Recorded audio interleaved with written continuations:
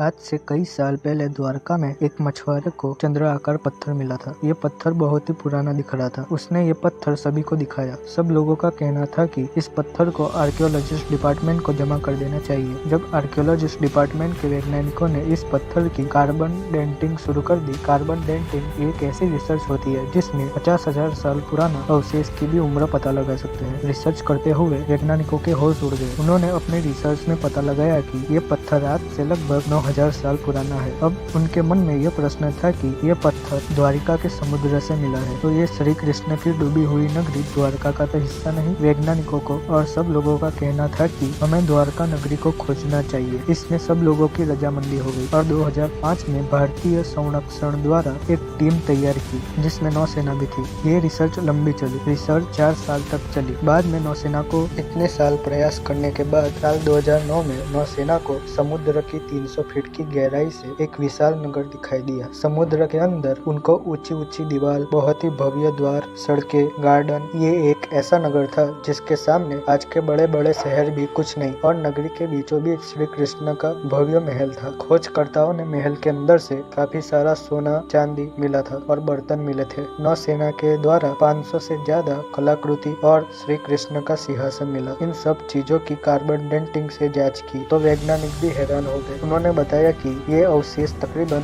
9,000 साल पुराने हैं और ये वही नगरी है जिसके बारे में महाभारत में बताया गया है। श्री कृष्ण की द्वारका नगरी जिसे स्वयं भगवान श्री कृष्ण ने बसाया था। अभी भी प्रश्न था कि ये सच में श्री कृष्ण की द्वारका नगरी है। इस बात को साबित करने के लिए डॉक्टर नरसिंह आर्य ने महाभारत में मेंशन ग्रहों की स्थिति एस्ट्रोनॉल के जरिए एक कैलकुलेशन के जरिए पता लगाया कि महाभारत का युद्ध 3120 बीसी में हुआ था और उसी के अनुसार द्वारका नगरी का निर्माण हुआ था। और श्रीमद् भगवत पुराण के अनुसार समुद्र देव ने श्री कृष्ण को द्वारका नगरी बसाने को 12 योजन यानी 153.7 किलोमीटर की लंबाई की जमीन दी। बाद में खोजकर्ताओं ने समुद्र में जाकर द्वारका नगरी की लंबाई मापी। ये उतनी ही बताई गई थी जितनी समुद्र देव ने श्री कृष्ण को दी थी और भागवत पुराण में लिखी गई है। भागवत पुराण में लिखा गया है। इससे पता चलता है कि यह वास्तविक में श्री कृष्ण की द्वारका नगरी है। इससे भगवान श्री कृष्ण ने अपनी कर्म भूमि और राजधानी बनाई थी। और साल 2023 में गुजरात सरकार ने एक बहुत बड़ी गुड न्यूज दी। अब